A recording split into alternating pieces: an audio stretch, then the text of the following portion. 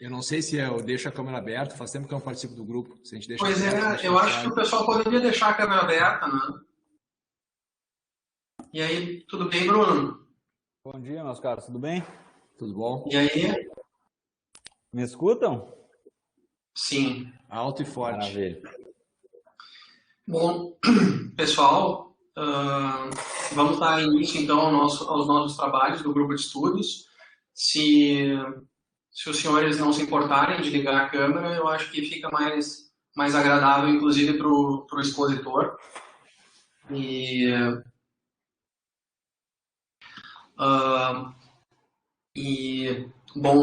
Continuando o trabalho apresentado no mês passado, que falava sobre as relações de direito privado com o direito tributário e os limites do planejamento tributário, foi apresentado aí foi feita uma exposição que eu chamaria de contraintuitiva, né? Que seria mais ou menos sobre o dever de alguns entes, inclusive da administração pública indireta, sociedades de economia mista, de usar de artifícios para a economia de tributos, planejamento tributário, em vistas de atender deveres principalmente da lei de sociedades anônimas. E esse é um assunto que é realmente importante, e nós já temos aí obras que são uma referência no assunto. Acho que em 90, antes do ano 2000, nós tivemos a obra do professor Marco Aurélio Greco sobre planejamento tributário, que foi uma obra muito, muito criticada, criou muito alvoroço num ambiente de direito tributário muito formalista, e ela veio no contexto da entrada em vigor do Código Civil de 2002, um pouquinho antes. Hoje ela está na 4ª ou 5ª edição, ela segue sendo uma obra com uma visão talvez pós-positivista, se é que existe uma denominação como essa, mas o trabalho foi seguido de interessantes estudos do professor Heleno Torres, da Universidade de São Paulo, é uma obra publicada pela RT, chamada Direito Privado e Direito Tributário. E na Espanha nós tivemos uma importante obra que trata da norma anti-elusão, do professor da Universidade de Santiago de Compostela, o professor César Garcia Novoa. E no Brasil existia uma pioneira obra, também relevante, do professor Sampaio Dória, chamava Evasão e Elisão. E nesse contexto desses debates, o Bruno fez uma pesquisa no mestrado da URGS e defendeu no mês passado, Bruno? Eu nem me lembro mais. Não, foi 4 de agosto. 4 de agosto, e o trabalho dele busca apresentar critérios e limites para desconsideração de planejamentos, não é? Ou critérios para interpretação, Bruno. Quando a gente olha o escopo já existente, que o Eduardo bem colocou, parece que o tema se esgota, né, dentro dessas análises, mas e aí eu me deparei na parte prática e pragmática do trabalho desenvolvido por mim, pelo menos pelos advogados. Não sei aqui se temos mais advogados ou não, eu sei que o pessoal que eu conheço aqui é advogado, de responder a pergunta de como eu sei, então, se determinada operação, determinado planejamento é válido ou não. Como é que eu analiso isso? Eu analiso sob o ponto de vista teórico, que foi trazido, ou eu tenho determinados critérios que eu posso utilizar para avaliar se determinada operação é válida ou não? Então, o trabalho partiu desta pergunta e desta problemática, de receber essas perguntas, o que eu tenho que provar e como eu tenho que provar para que o meu planejamento seja reputado válido. Então, partiu dessa situação e aí, claro, a gente fez a análise desde os critérios, a natureza interpretativa da norma, e aí veio a análise desde a sua criação e aplicação, por que ela tinha sido refutada no Brasil inicialmente no projeto do Código Tributário, por que ela foi incluída, que momentos políticos e econômicos, quais fatores externos influenciaram na sua promulgação. Enfim, a gente partiu daí. Eu não sei, Eduardo, se quer que eu já dê início e parta daí, se quer complementar, por favor. Eu até acho mais proveitoso a gente fazer uma conversa assim. Vamos fazer o seguinte, vamos seguir o que nós sempre tínhamos aqui no grupo, que é uma exposição, e depois nós abrimos aí para perguntas e debates, contribuições dos colegas, tá bom? Eu já te passo a palavra então, Bruno, pode ter. Maravilha, maravilha. Pode ir então, lá. Tá. Perfeito. Então tá. Bom, meus caros, de novo, bom dia. Eu já comecei atropelando aqui com o que foi o assunto do tema, tá? Mas eu também não quero tomar muito tempo de vocês na apresentação para a gente poder fazer a discussão que eu sempre gostei lá no grupo de estudos do momento posterior à apresentação, quando a gente pode ter as críticas. Eu acho que o trabalho, mesmo agora já tendo passado da fase de avaliação formal, ele sempre pode ser complementado e aprimorado. Então, quaisquer contribuições que eventualmente vocês tenham, podem ter certeza que eu vou sempre ficar muito grato, ainda mais num grupo tão qualificado aqui de pessoas.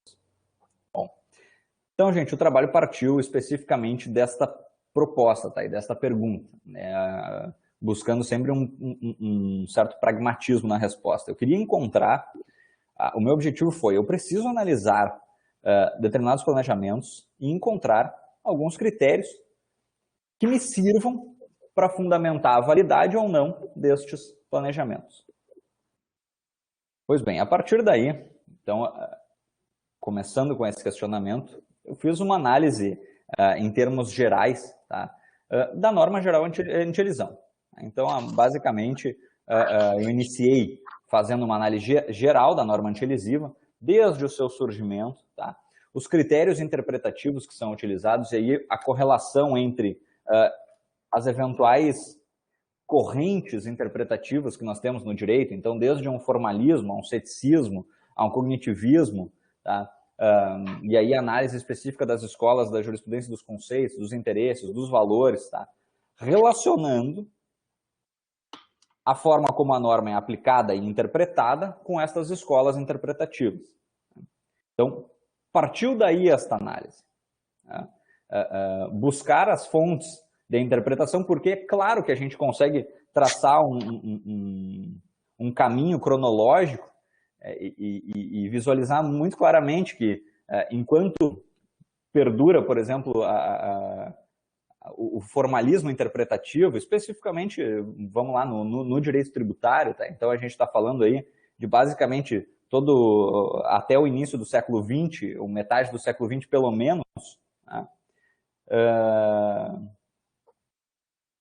Há pouco espaço, né, para aplicar a norma geral anti-elisão, porque ela dá uma liberdade maior ao intérprete, ao aplicador da norma, de desconsiderar determinados fatos e negócios jurídicos. Então, há uma sobreposição, tá, dos elementos econômicos em face dos negócios privados, tá, a partir do momento em que nós alteramos a ótica deste formalismo para, eventualmente, um cognitivismo moderado ou um ceticismo, né, com relação às normas.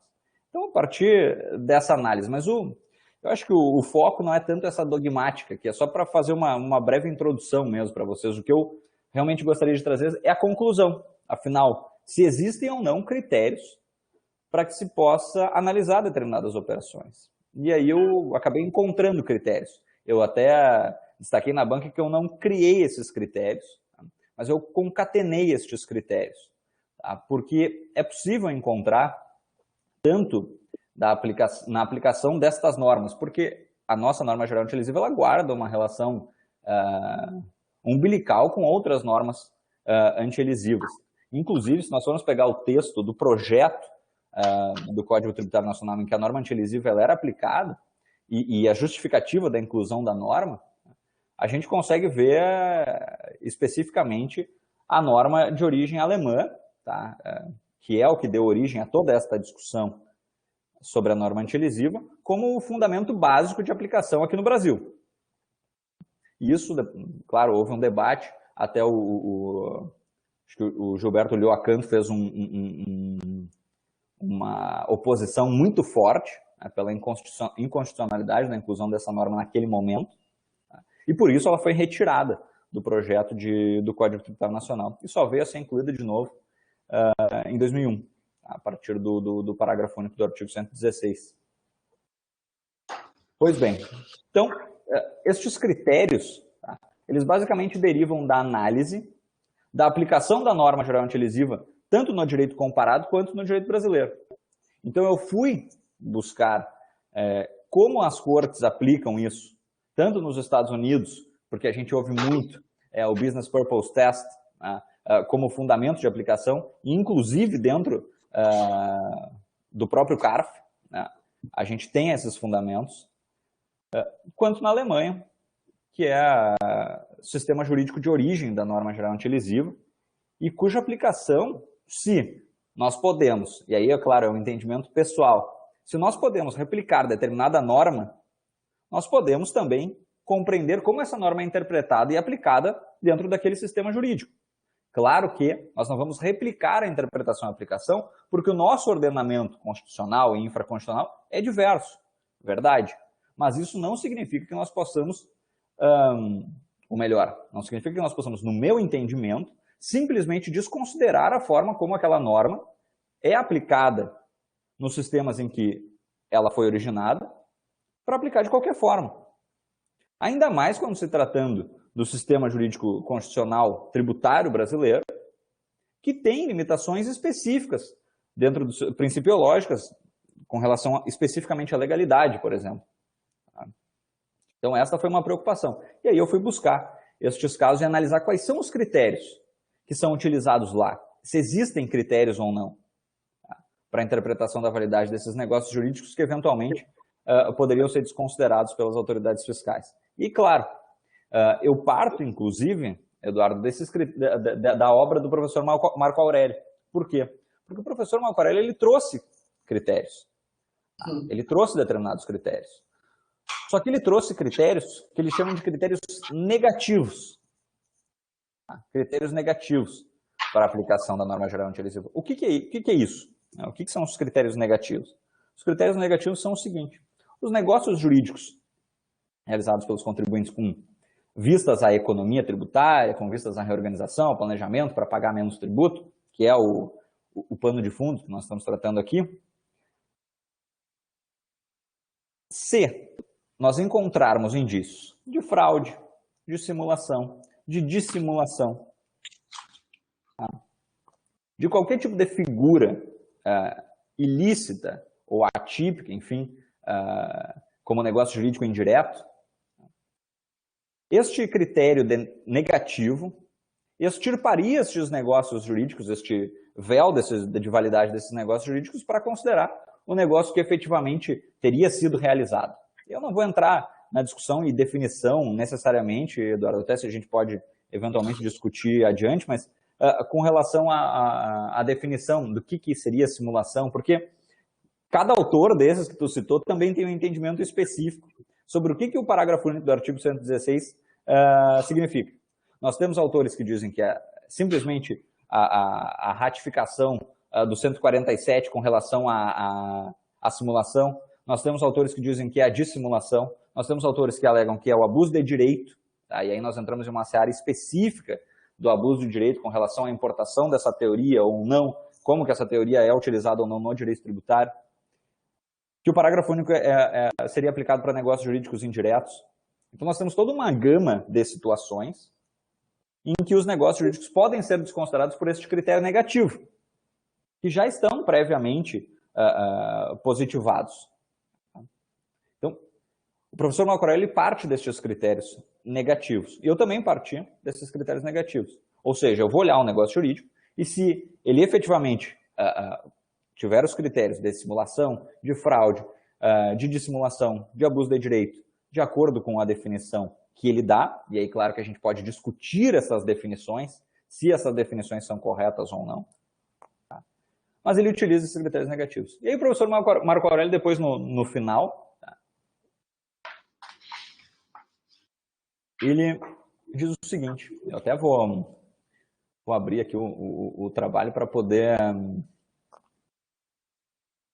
ler especificamente para vocês, tá? Ele fala o seguinte, a gente escreve o trabalho de 200 páginas, depois não se lembra o que escreveu, tá? Mas ele diz o seguinte, que existem também critérios positivos de avaliação no negócio jurídico. Só que esses critérios positivos de avaliação dos negócios jurídicos não são claros. E ele mesmo diz, olha, eu não tenho aqui como especificar esses critérios positivos, tá? Porque são muito abertos. Tá? Esses critérios positivos seriam, por exemplo, características específicas dos negócios jurídicos que retirem deles a possibilidade de serem considerados como uma simulação, por exemplo. E eu fiquei com isso. Para mim, mas o que, então, afinal, a gente pode entender como esses critérios positivos? Se existem ou não, efetivamente, e se a gente pode delinear determinados critérios positivos. Pois bem, e aí a proposta efetiva do trabalho é justamente concatenar, apresentar, enfim, criar, seja como for, estes critérios positivos de aplicação da norma geral antilesiva no Brasil.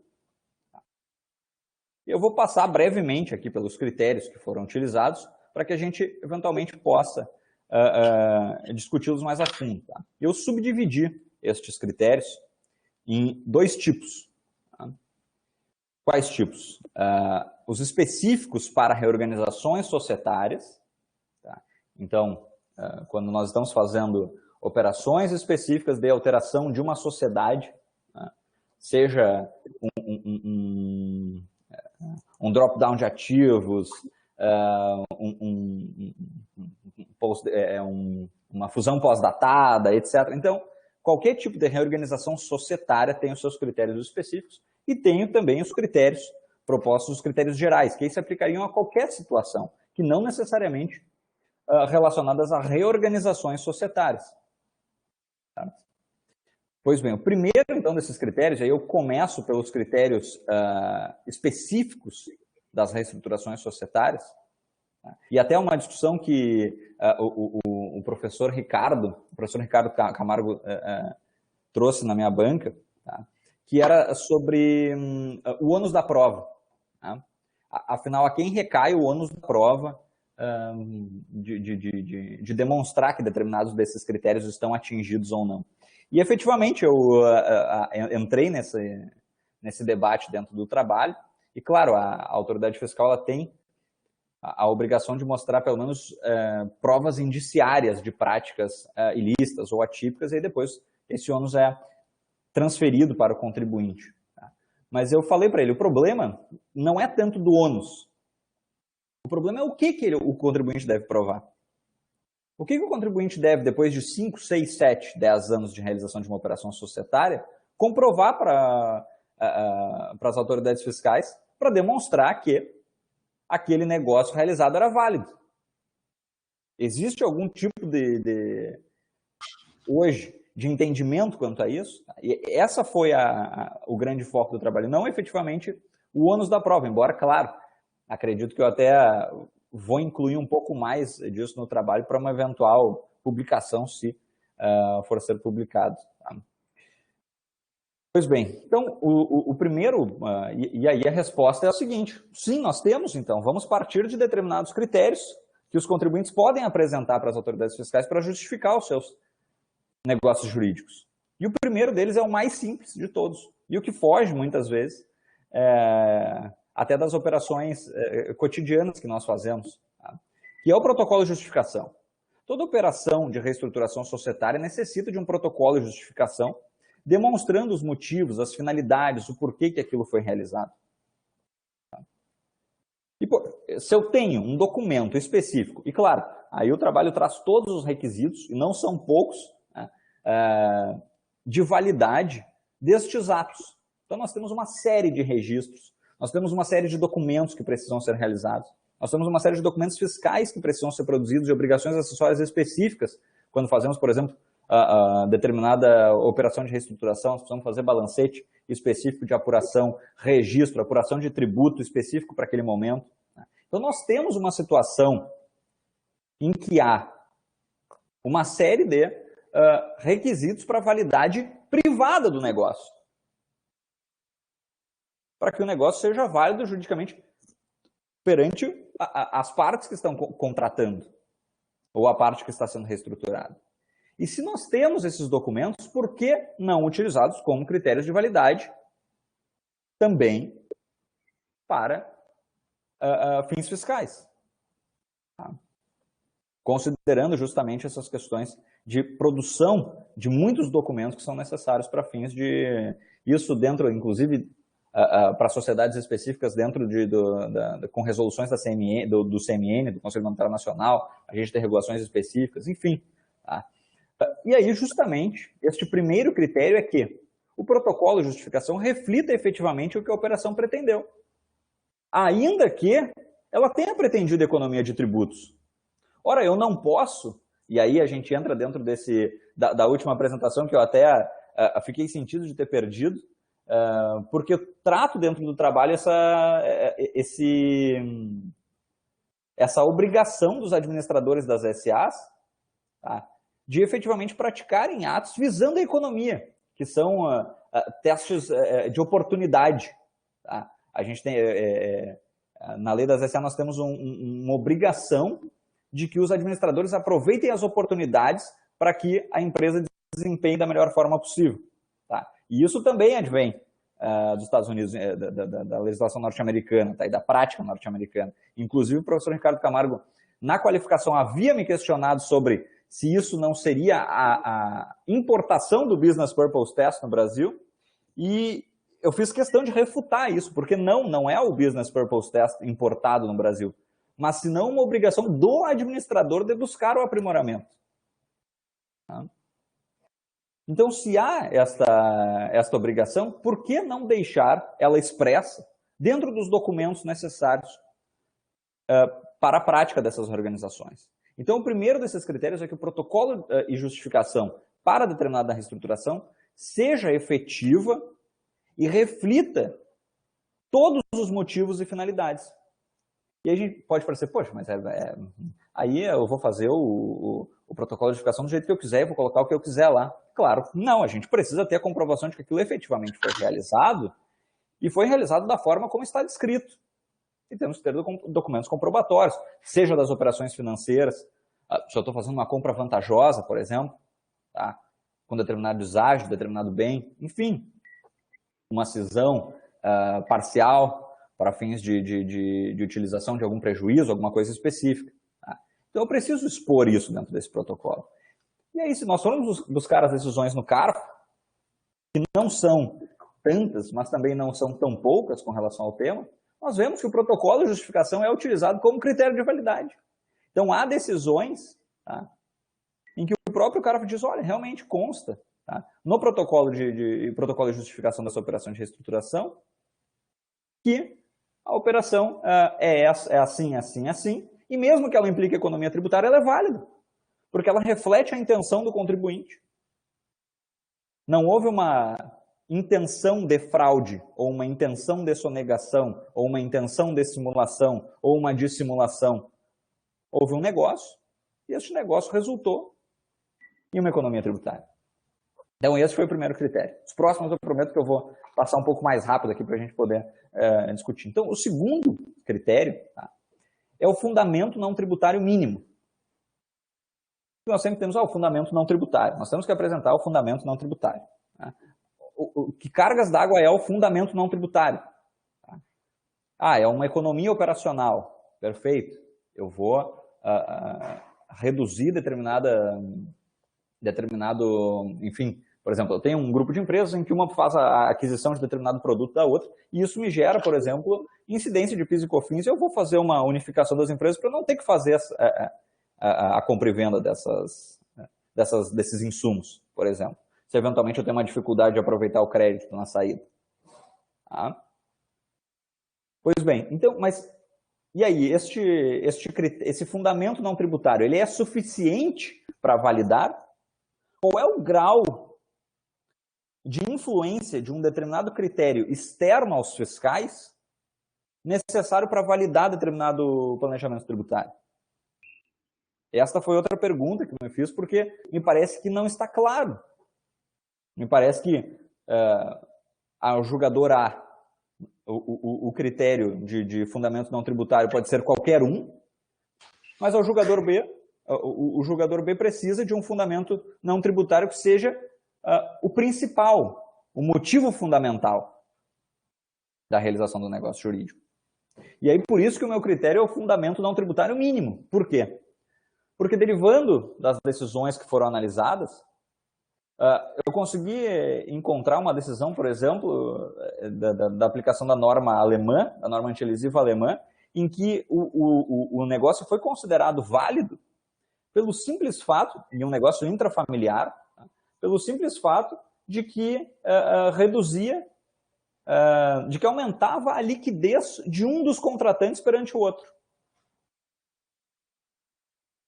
Enfim, houve uma operação de cancelamento de juros cruzados, de débitos cruzados entre um contratante e outro, e a única vantagem, que além da tributária que adveio da operação, tá, foi efetivamente o aumento de liquidez de um dos credores perante um dos devedores.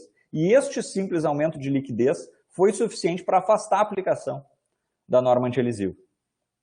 Tá? Então, o que eu trago é que o fundamento não tributário ele pode ser um fundamento mínimo. Ele não precisa ter um grau de importância para a operação maior do que a própria economia tributária.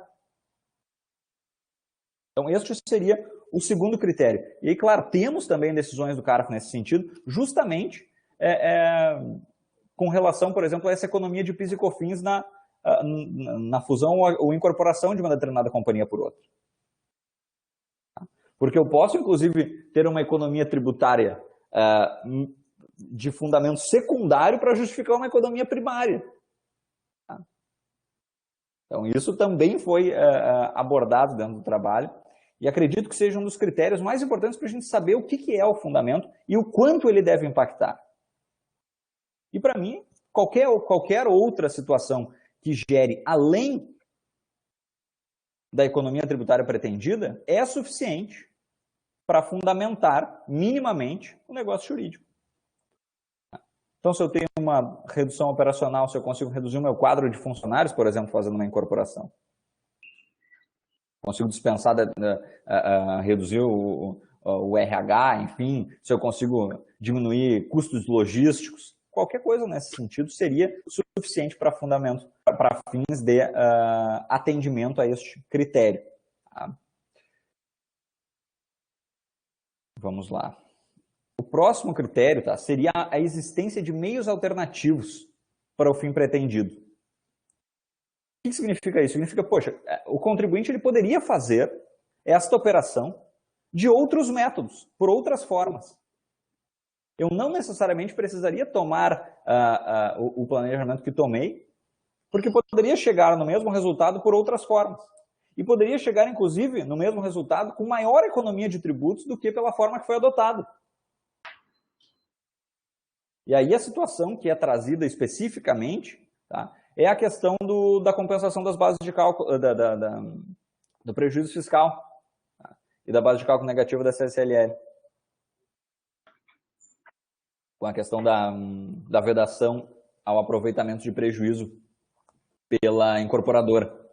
Tá? E aí, claro, a gente tem as operações de incorporação às avessas, isso também já foi muito debatido. Né?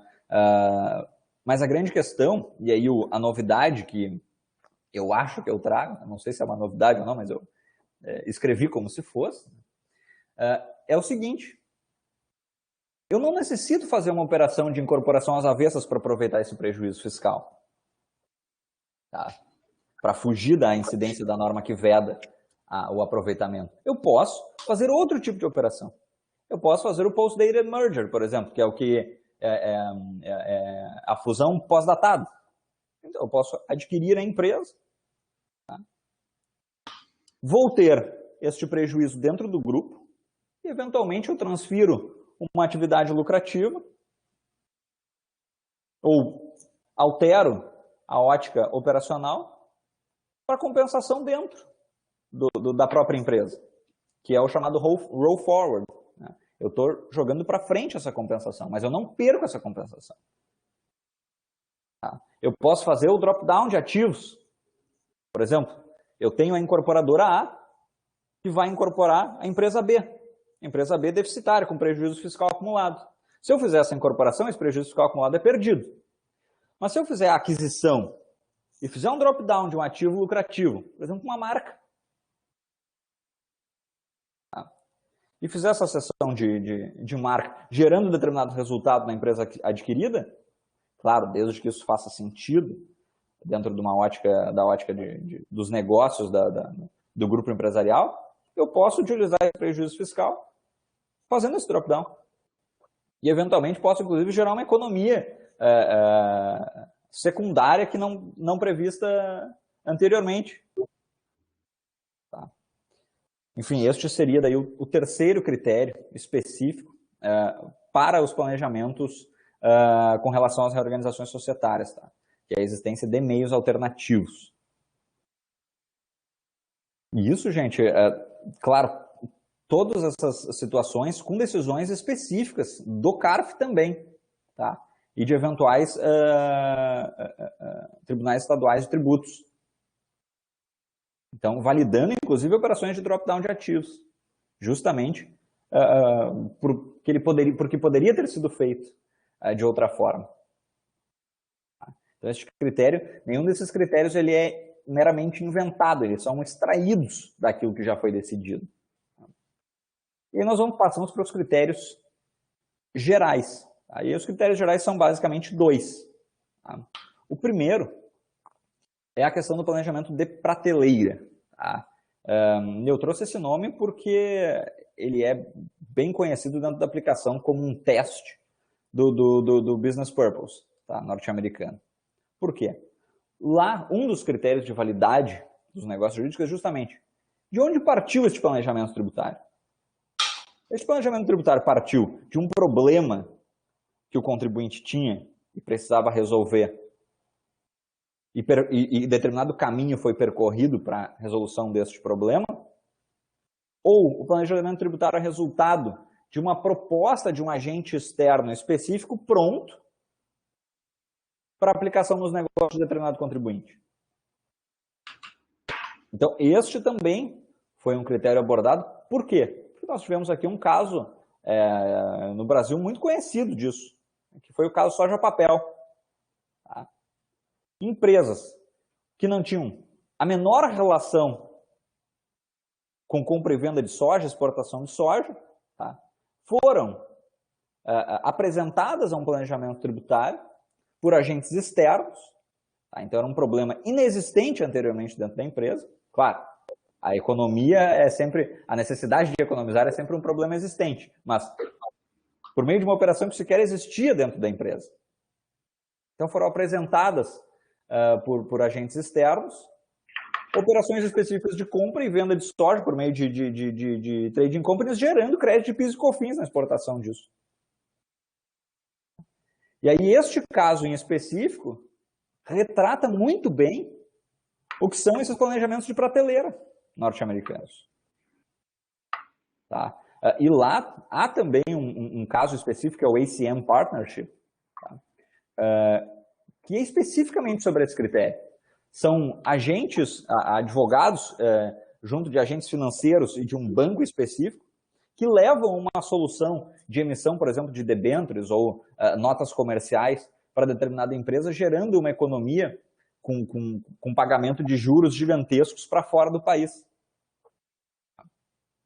E lá também se foi invalidados esses negócios jurídicos justamente porque as soluções foram trazidas externamente, não produzidas internamente. Então, outro critério positivo, ainda que esse critério positivo seja, a meu ver, de certa forma, polêmico, porque ele reduz o escopo de atuação da advocacia, enfim, mas me parece que ele é um critério válido, tá? Porque nós levarmos, tá? Você imagina uma empresa que fabrica plástico, né, de um dia para o outro, altera o seu contrato social para incluir comercialização de produtos agrícolas, para fazer uma operação que não passa por ela, simplesmente de emissão de notas específicas para exportação de soja para gerar crédito de COFINS. E realmente, me parece que nós temos aí um caso de problemático. E claro que nós podemos eliminar este caso problemático pelos critérios negativos. É verdade. Tá? Mas nem todos esses casos poderão ser eliminados pelos critérios negativos, porque eventualmente os casos serão mais bem construídos do que o caso da soja-papel. E se assim for, que critério positivo poderia ter sido utilizado? Justamente, qual é a origem deste planejamento? Se a origem é de um problema interno a ser resolvido ou se a origem é de uma apresentação, de uma construção de um planejamento de prateleira que o contribuinte foi lá, buscou e aplicou no seu negócio sem haver qualquer relação com a atividade que ele desenvolve. E por fim, o último critério, e aí também com relação às operações gerais, é o critério do risco. Por quê? Me parece que quando o contribuinte faz determinada operação e assume determinado risco, ele não se pode considerar que esta operação se trata, por exemplo, de um abuso de direito ou de um negócio jurídico indireto.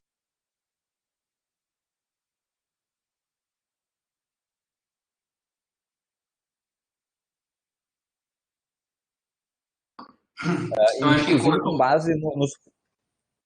Bruno, Diga lá. Diga. cortou aqui, cortou a última parte. Estava falando do abuso de direito, da assunção do risco. Alô. Oi. Estamos ouvindo agora. Tá me ouvindo? Acho que eu dei uma caída aqui. Estava começando, se puder começar da assunção do risco. Tá. Não, claro. Com relação à assunção do risco. Tá? Então, se o contribuinte ele assume determinado risco para realizar determinada operação, me parece que este é um critério positivo para análise dessa operação. Tá? Porque o resultado desta operação pode não se realizar. Qual é o risco que eu estou tratando? É o risco da incerteza de que o resultado vai efetivamente se produzir. E aí, que tipo de exemplo nós temos, tá? Dentro dessa análise de casos? E aí, claro, eu trouxe uma análise do próprio conceito de risco para fins jurídicos, porque existe uma discussão se ainda existe o risco, né? Ou se nós podemos hoje eliminar todo o risco por meio de seguros, por exemplo. Tá? E aí a conclusão é que os riscos que aqui eu trato são quaisquer riscos assumidos que, ainda que possam ser segurados, não o tenham sido. Então, eventualmente, o contribuinte ele pode fazer operações, por exemplo, cambiais, tá? E não ter a segurança, por exemplo, de um hedge assegurando aquela operação. Ou a tomada de empréstimos intercompany, tá? Para fins de... Claro que aí a gente tem regras específicas de FinCap, né? de subcapitalização, mas eu posso eventualmente tomar empréstimos e me expor a riscos cambiais. E eventualmente estes prejuízos que eu tenha vão gerar uma economia. E é justamente estes os casos que foram analisados, tá? Pelo CARF. Então são operações cambiais internacionais em que um contribuinte nacional realiza assegurando determinada operação externa e tem um prejuízo, tá, nesta operação. Só que e este prejuízo é analisado pela autoridade fiscal como intencional, para gerar uma economia tributária aqui, tá? Como um prejuízo dedutível, um custo dedutível. Tá? E aí a análise de validade do CARF passa pelo seguinte critério: ok, ele teve prejuízo, mas ele poderia não ter tido. Se a avaliação da moeda, o risco cambial, fosse invertido, ele na verdade teria um lucro com essa operação. Tá? E receberia os juros ainda mais valorizados. Então teria um acréscimo na sua base de cálculo. E como não há contrato assegurando a não flutuação do câmbio, como o câmbio flutua no mercado, este risco assumido pelo contribuinte é capaz de retirar os critérios negativos por isso pela aplicação deste critério positivo. Então, basicamente, foram esses os critérios que foram construídos. E aí, de novo, eu faço um corte específico, dizendo o seguinte: estes critérios eles não são cumulativos, não são exaurientes, tá? De eventuais critérios positivos. Eles são uma proposta inicial para que os contribuintes possam analisar os seus negócios jurídicos e verificar se eu tenho como justificar com algum destes critérios positivos a realização de determinada operação ou não. Tá? Mas eu espero ainda, e aí eu já estou elaborando um outro critério também, tá? Que não está no trabalho, mas que eu continuei pesquisando, enfim, esse assunto e elaborando, que é o critério da permanência das operações. Tá?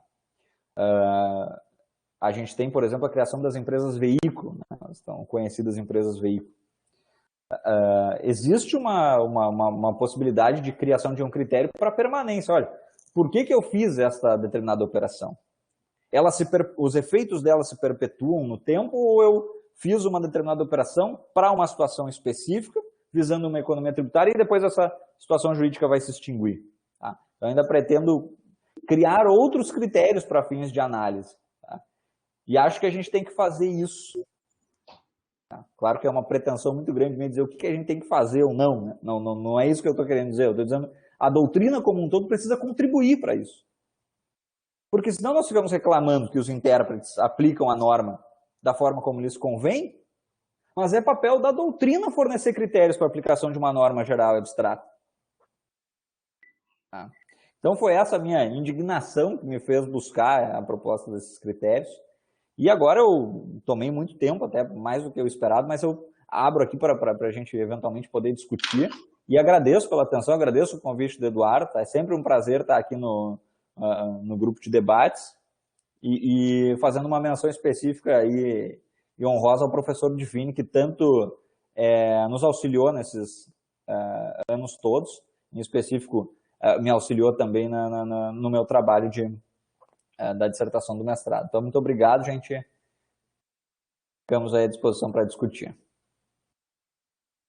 Bom, Bruno, eu te parabenizo, uma bela exposição e acredito que o simples fato de nós colocarmos aí critérios para fins de interpretação e também eles trazem um elemento de certeza, né? Um elemento de segurança para os próprios agentes econômicos. E isso é um fato positivo. O sujeito consegue saber e consegue controlar os seus atos de disposição da vida privada, né? E isso é um desejo que a gente sempre tem, e na área tributária é sempre um problema que a gente tem que buscar ter certeza de que as nossas ações no futuro não vão ser questionadas, né? E eu compreendi aqui os teus critérios, né? Critérios negativos e critérios positivos, que não são cumulativos. O primeiro critério que falas que seria um documento que seria produzido pelas próprias partes, né? Que para fins privados, né? Seria o protocolo de justificação, onde se traz onde a gente sabe que se trazem todos os motivos e finalidades das partes envolvidas com o respectivo negócio, por exemplo, incorporação, coisa do gênero. Depois nós temos o fundamento não tributário mínimo, que seria que não seria esse fundamento não tributário mínimo, não seria a causa do negócio jurídico? O professor Heleno fala. Eu considero que a causa, ela até poderia ser, a causa do negócio jurídico poderia inclusive ser a própria economia tributária. Tá? Eu não retiro a validade como causa, mas tendo também como impacto ou como um motivo secundário, essa minha discussão é a discussão de grau, de o quanto esta causa secundária, este motivo secundário, tá, que não o tributário, pode justificar ou não a validade da operação. A causa que os italianos falam tem várias causas. A teoria da causa é uma coisa complexa, uma teoria que tem 200 anos, né? Mas a causa do negócio jurídico, na visão do professor Heleno, seria a finalidade útil do negócio. Qual é a finalidade não tributária do negócio? E me parece que nessa visão tu encontraria que deveria existir uma causa mínima que não fosse a tributária. É isso?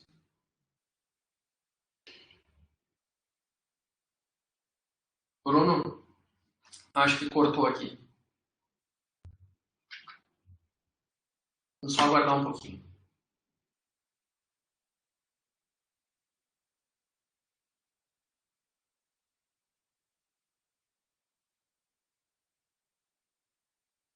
Pois é. Oi. Bruno?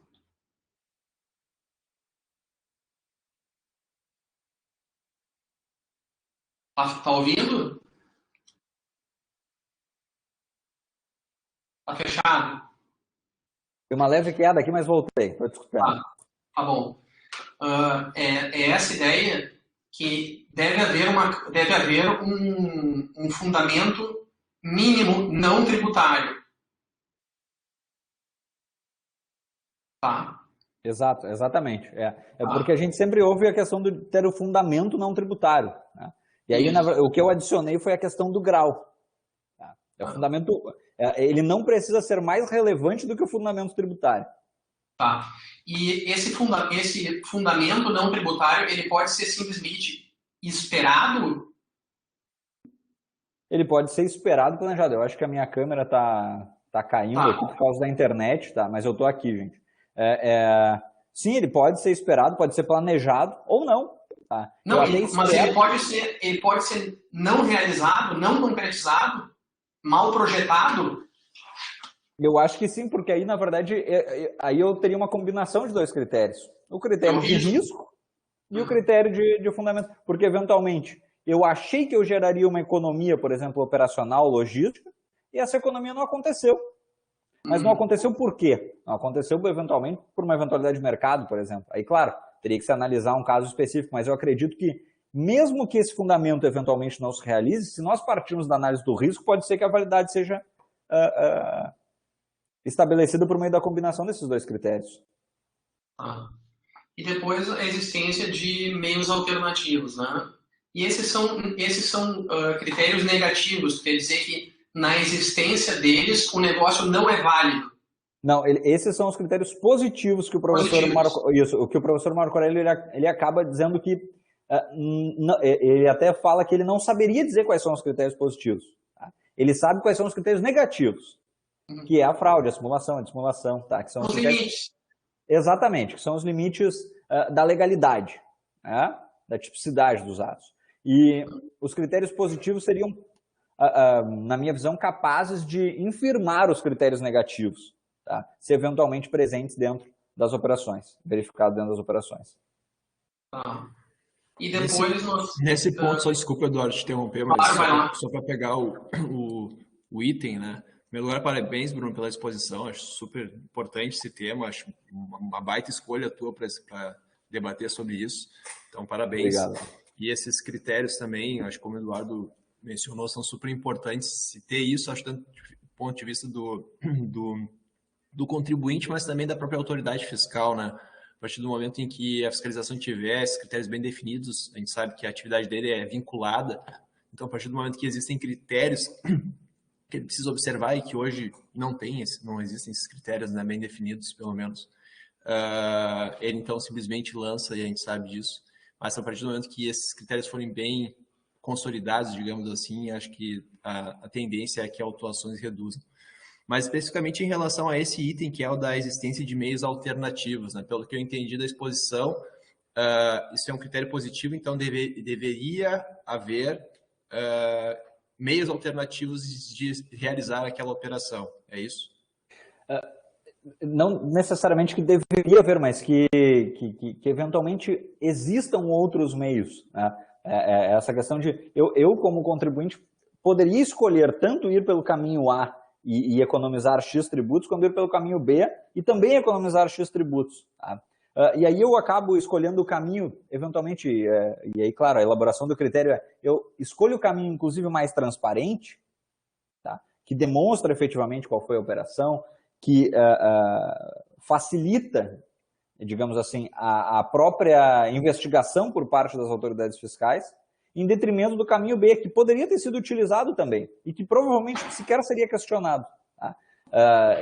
Mas aí, de novo, eventualmente, se este critério não tiver, não significa que a operação, que eu não possa buscar os outros critérios positivos, né? Mas se existirem esses meios alternativos, eu devo considerá-los como um critério de validade, porque o contribuinte utilizou um dos meios alternativos menos oneroso para o erário. Ou seja, os três critérios expostos, eles não são necessários em conjunto. Exato, exatamente. O meu ponto é porque eu já tive situações em que, a bem da verdade, o meio adotado pelo contribuinte foi o único possível naquela situação, né? A gente comprovou que ir por outro caminho era impraticável, por tudo que iria demandar. Só que esse meio que foi o único que era aplicado tinha uma economia de tributos e por causa disso o cliente foi autuado.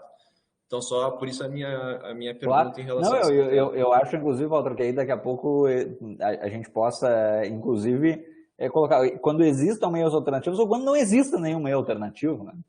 Porque, eventualmente, se eu só tenho aquele caminho para realizar determinada operação e ela me gera um economia tributária, eu também tenho um eventual critério positivo de validade.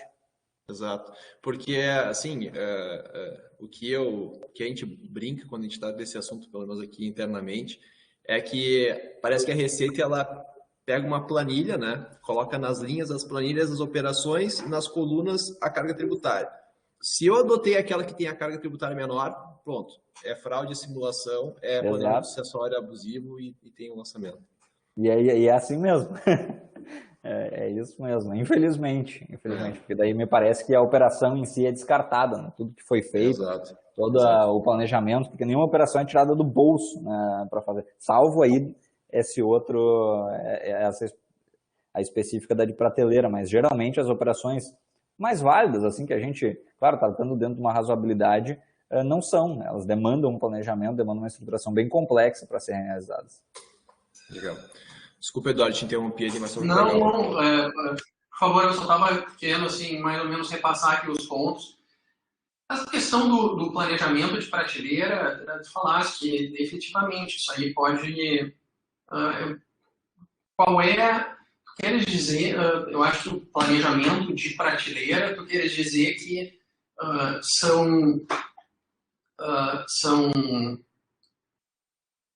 planejamentos mesmo, que são, por exemplo, oferecidos por essas Big Four, Big Five, exato, e não façam nenhum sentido, me parece que quer dizer que não façam nenhum sentido do ponto de vista econômico e atual da empresa.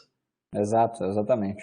É isso? Esse caso, me parece que o caso Soja Papel, ele ilustra muito bem, porque foi exatamente nessa situação, né? A gente teve uma Big Four levando soluções específicas para empresas que não tinham nada a ver com produção agropecuária, produção agrícola, no caso, né? E muito menos de exportação, e nunca passou pela empresa isso. Na verdade, a única coisa que a empresa fez foi alterar o contrato social para incluir lá comércio de produtos agrícolas, e a própria emissão de notas era feita tudo por uma trading company. né? Então não tinha qualquer tipo de vinculação, e aí gerava um crédito por causa da exportação de soja. Mas isso não entraria, não recairia no próprio elemento da causa do fundamento tributário mínimo? Eventualmente sim, mas é que na verdade daí o critério não é para se olhar, eu não pretendia olhar ele com este viés negativo. Eu pretendia que o critério ele fosse olhado pelo viés positivo no sentido de, não, esta situação, como o Walter trouxe, por exemplo, esta situação estava com um problema dentro do contribuinte. E isso foi uma resolução de um problema que o contribuinte tinha. Não foi uma solução externa que foi aplicada vis-à-vis a outras empresas que tenham tido essa mesma aplicação. Entende? Na verdade, esse critério é mais no sentido de analisar se o problema que foi resolvido, ele era um problema pré-existente e foi solucionado por meio de um planejamento, enfim, de uma reestruturação, de uma operação específica, ou se ele foi um problema criado, tá? por consultores externos. Porque nesse caso, me parece que está se aproximando mais de uma simulação, inclusive, né? Desse da soja. Exato, com certeza, com certeza. Aí eu até comentei que eventualmente a gente poderia descartar esse tipo de operação pelos critérios negativos da simulação, mas eventualmente nós vamos ter, enfim, outras operações que possam não ser tão claras. Tá? E aí isso seria um fundamento adicional, talvez não o decisivo, mas um fundamento adicional, um critério adicional de análise. Como é que se deu a contratação dos advogados? Foi feito um grupo de trabalho específico, isso são análises que são feitas, por exemplo, dentro do Business Purpose Test nos Estados Unidos. Tá?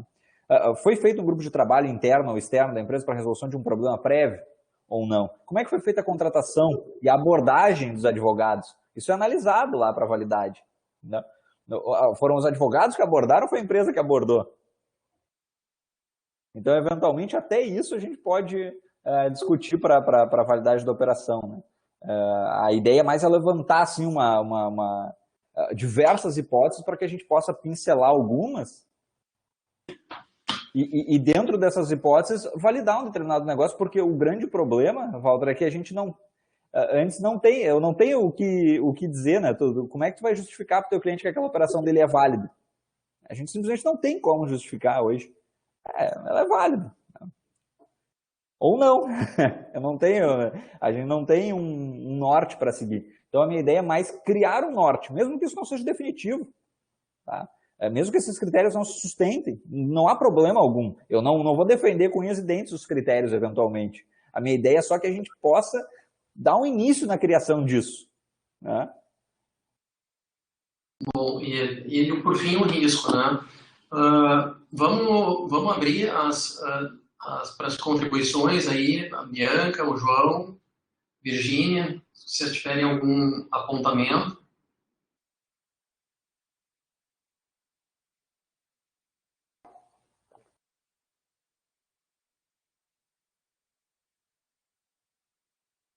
Eu acho que o Luciano Hang está mais interessante lá na CPI, né, Eduardo?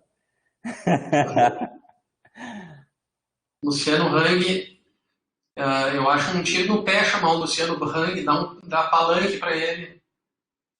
Com certeza, por isso que o resto do pessoal não queria, só o Renan que quis, né, chamar, os outros todos queriam que ele desconvocasse.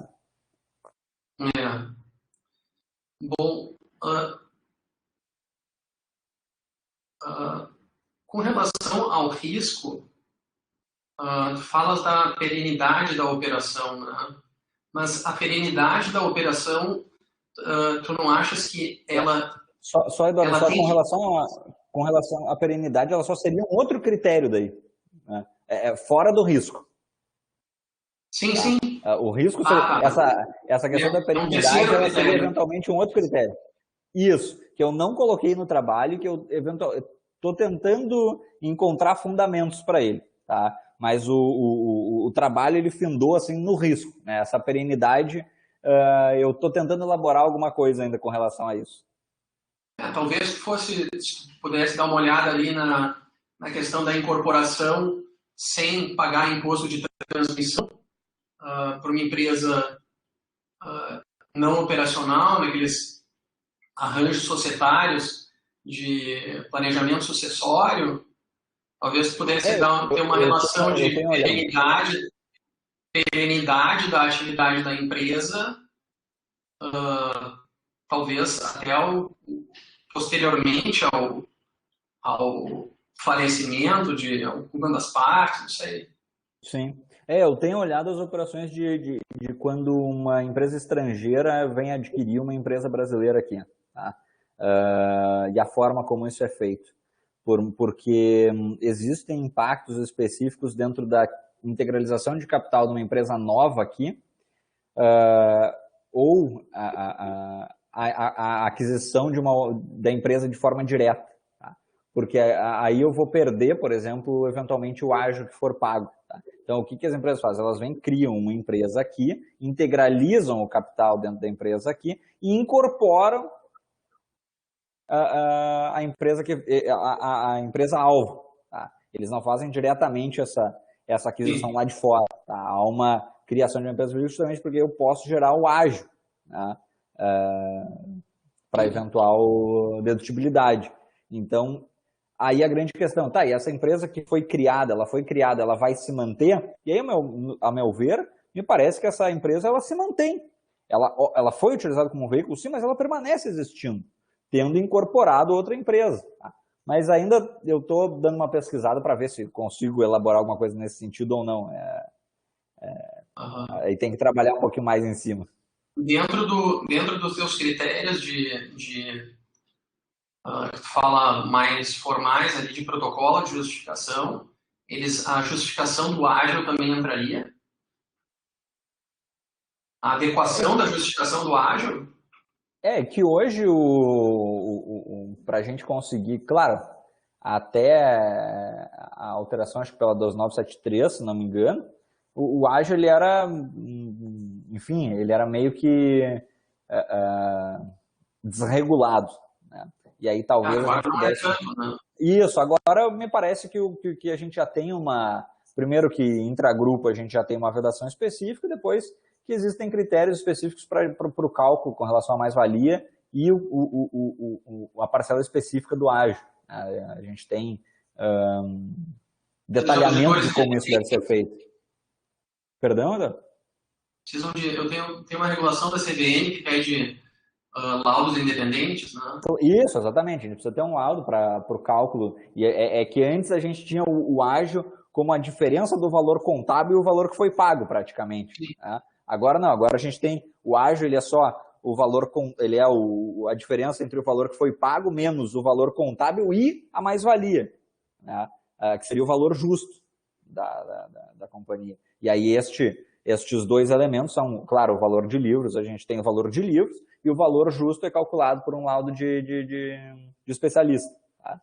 E aí o excedente que for pago além do valor justo, aí sim que se considera. Mas esse valor, esse valor justo, ele pode ter 3 critérios, né? Rentabilidade futura. Aí a gente entra, claro, dentro da discussão de como se encontrar o valor justo daquela determinada companhia. Mas aí, claro, a gente tem métricas específicas para encontrar o valor justo e o especialista ele se responsabiliza, né, pela produção do laudo também. Sim. Bom, Walter, tu tens aí mais alguma... Eu ia fazer uma ponderação que me ocorreu agora, na verdade, uma dúvida do critério sobre fundamento não tributário mínimo, né? Se há alguma relação disso com o tão falado propósito negocial. O que eu entendi é que a tua intenção até nesse critério foi justamente minimizar isso, né? Porque a gente vê muito a fiscalização falar em propósito negocial, que ao fim e ao cabo é algo que não existe na legislação, não tem nenhuma previsão nesse sentido de que há essa necessidade. E felizmente, como tu comentaste, né, no CARF também há algumas manifestações no sentido inclusive, de que o simples fato de economizar tributo já legitimaria a operação. E isso vem também no voto da Carmen Lúcia, na DIN 2446, né, que ainda está sendo julgado, que é benéfico, mas é só para entender se existe alguma relação, né, no trabalho que tu expuseste, né, justamente para minimizar essa questão da necessidade do propósito negocial. Eu creio que há relação, Walter, porque, na verdade, todos esses critérios eles buscam entender o que é o propósito negocial, né? Talvez o propósito negocial em si seja a verificação de um desses critérios. Tá? Então, por exemplo, se eu tenho uma redução de um custo logístico, ainda que ele... E a minha questão é que eu posso entender que o propósito negocial ele pode ter um grau menor do que o propósito tributário. Essa é a minha percepção e a intenção desse critério é dizer o seguinte: olha, qualquer outro benefício que eu tenha além do tributário, ele é válido para a justificação da operação, ainda que ele seja menor do que o critério tributário, em termos, enfim, pecuniários, que seja. Então, se eventualmente eu tenho uma economia de 1.000 em logística, tá? E tenho uma economia de 2.000 com relação à incidência tributária, me parece que isso por si só não invalida o outro fundamento, né? O fundamento não tributário. Porque ele existe, ainda que ele seja menor do que o fundamento tributário. Então, por isso, eu incluí aquele mínimo ali para dizer, olha, o propósito negocial, que seriam essas razões não tributárias, os motivos não tributários da realização do negócio, podem ser menores do que os tributários. Sim. Bruno, só para finalizar, a gente já passou aí 6 minutos do nosso tempo. Claro. Eu queria te perguntar se esses teus critérios, eles são... aonde que entraria a simulação, a fraude... E o dolo, por exemplo, nesses teus 3 critérios, eles seriam exteriores? Se somariam aos critérios negativos? Exato. A fraude, o dolo, a simulação, todos eles são tomados como critérios negativos. Tá? Então, eu tenho esses 2 campos de critérios, os critérios negativos e os critérios positivos. Eu acho que ainda... eu preciso, inclusive, trabalhar melhor numa relação entre estes critérios. Se um critério se sobrepõe a outro, o critério positivo se sobrepõe ao critério negativo, qual é a análise que tem que ser feita primeiro? Tá?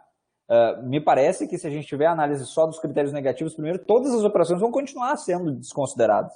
Porque eu consigo encontrar dissimulação, negócio jurídico indireto, em qualquer tipo de operação. Tá? Então, justamente me parece que eu primeiro teria que partir dos critérios positivos para depois partir dos critérios negativos. Ou, no mínimo, analisar os 2. No mínimo, analisar os 2. Me parece que esses critérios de simulação, dolo, mas aí a gente primeiro tem que separar critérios que existem de critérios que não existem no ordenamento. Né? Claro, o que nós temos é a simulação, que é preto no branco. Com certeza. É preto no branco. Aí eu tive toda uma discussão lá da questão do abuso do direito, por exemplo. A gente pode aplicar essa teoria dentro do direito tributário ou não?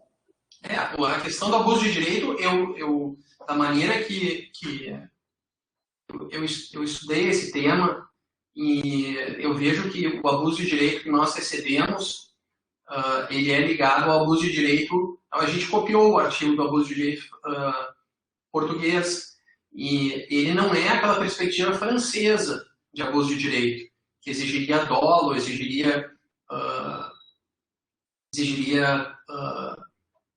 lesão.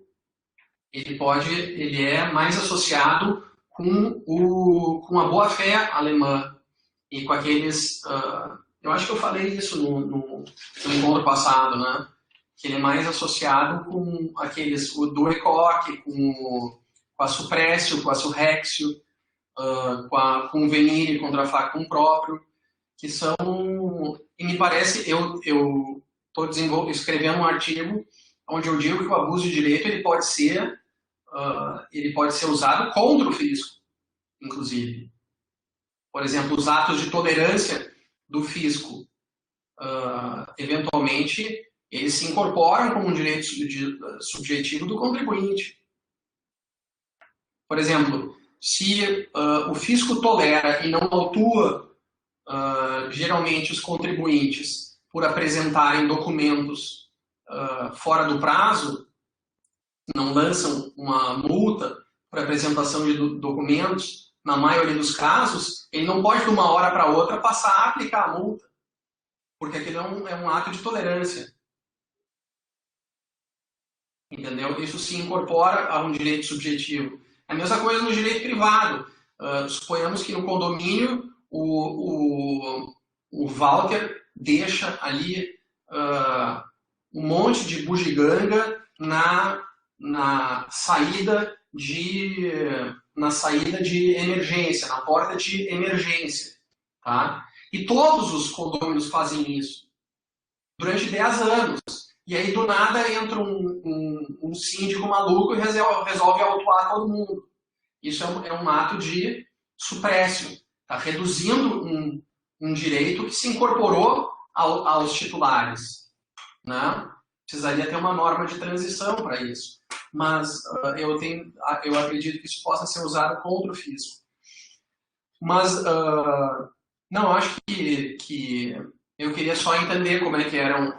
Não, eu vejo até que a Bianca até falou ali, analisando em concomitância, eu vejo como um cabo de guerra. Né? É como se a gente tivesse uma linha no meio, em que essa linha é a validade. Tá? E aí eu tenho de um lado puxando, e aqui eu tenho um negócio jurídico, e a corda é um negócio jurídico. Eu tenho de um lado puxando os critérios positivos e de outro lado puxando os critérios negativos. Então, se eu fizer essa análise e entender que os critérios positivos têm mais predominância dentro desta análise concomitante, o cabo de guerra é ganho pela validade do negócio jurídico. E pelo lado contrário, se os critérios negativos estiverem mais presentes do que os critérios positivos, se não conseguir encontrar nenhum critério positivo, parece que a gente teria aí sim a possibilidade de invalidação dos negócios jurídicos. Eu vejo mais ou menos ilustrativamente dessa forma. Sim.